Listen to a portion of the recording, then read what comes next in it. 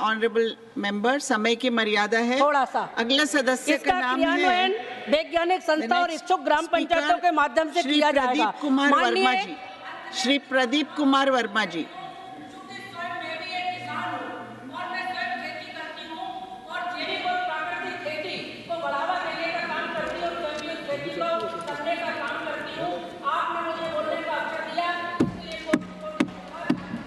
धन्यवाद, धन्यवाद। Honourable member Shri Pradeep Kumar Verma ji, you have 7 minutes.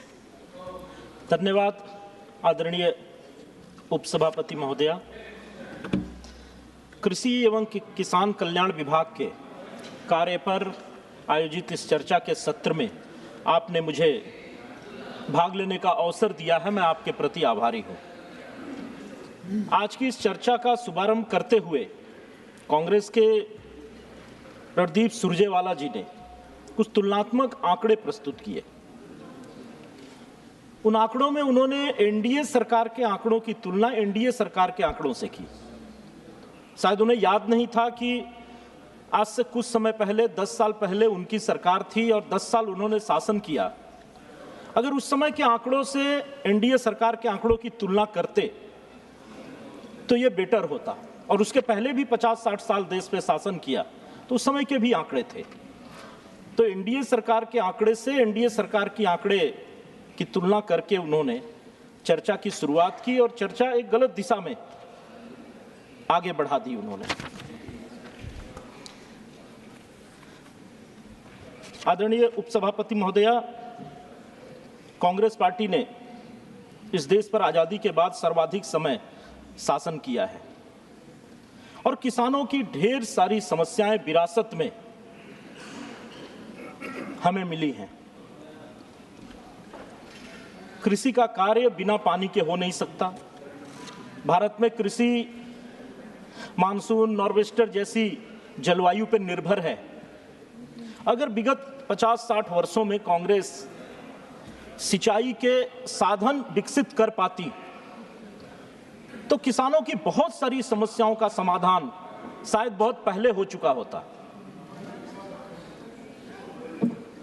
हमारे देश में किसानों की मुख्य समस्याएं जमीन के क्षेत्रफल की तुलना में उत्पादन का कम होना, मिट्टी में पोषक तत्वों की कमी, मिट्टी में किन पोषक तत्वों की कमी है उसकी जांच की व्यवस्था नहीं होना, कृषि उत्पादों का विपणन, भंडारण, ट्रांसपोर्टेशन, कृषि कार्यों में आधुनिक तकनीकी के प्रयोग का अभाव, ये सारी चीजें पिछले 50-60 वर्षों में कांग्रेस ने दी है और ये विरासत में ये समस्याएं हमें मिली हैं, जिसके समाधान का कार्य विगत 10 वर्षों से आदरणीय प्रधानमंत्री जी के नेतृत्व में भारतीय जनता पार्टी और एनडीए की सरकार ने करने का प्रयास किया है।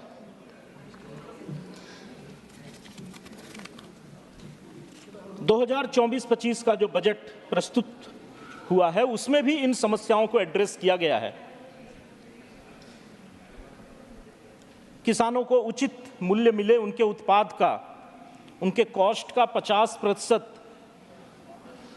कम से कम अधिक मूल्य मिले, इसके लिए प्रयास किया गया है। और आज जो एमएसपी खरीफ के फसल की अभी जून में घोषित हुई है उसमें कई फसलों के उत्पादन के जो मूल्य है, कॉस्ट है, जो खर्च है, उससे 80 से 100% तक अधिक मूल्य एमएसपी में घोषित किए गए हैं। सरकार ने बजट में जिन 9 प्राथमिकताओं की बात कही है उसमें कृषि में उत्पादकता और अनुकूलनीयता की बात प्रथम स्थान पे की गई है और उसी के अनुकूल प्रावधान भी किए गए हैं। पूरे दुनिया की जलवायु बदल रही है और उस जलवायु में उपज को बढ़ा सके ऐसी उन्नत बीज चाहिए। उसके लिए बजट में कहा गया है कि 32 कृषि और 109 बागवानी फसलों की आज की जलवायु में जो उपयुक्त हों, आज के जलवायु के हिसाब से जो उत्पादन दे सके, ऐसी उच्च पैदावार वाली नई किस्मों के अनुसंधान के लिए इस बजट में प्रावधान किया गया है। अगले 2 वर्षों में 1 करोड़ किसानों को प्राकृतिक कृषि अपनाने के लिए सहायता दी जाएगी, इसका प्रावधान किया गया है।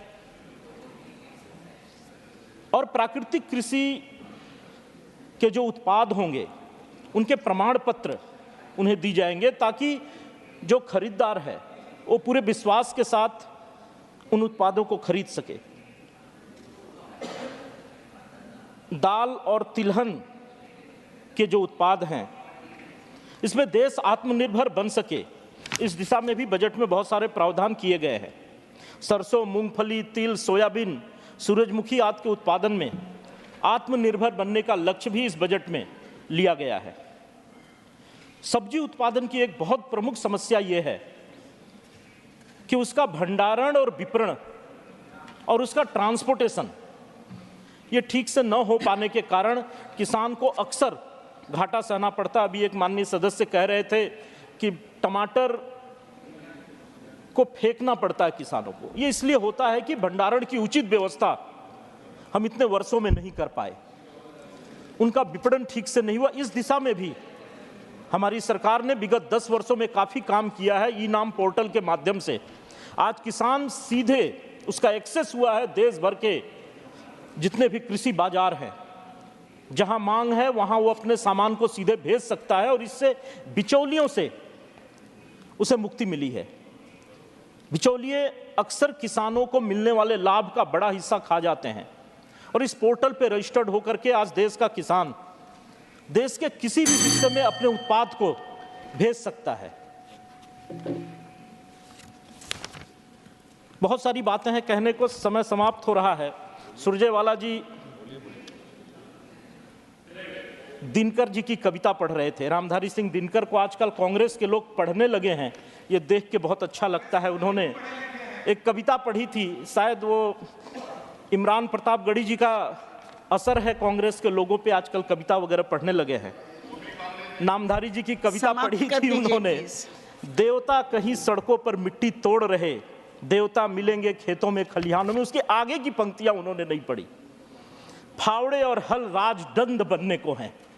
प्रधानमंत्री जी ने राजदंड लोकसभा में स्थापित किया है।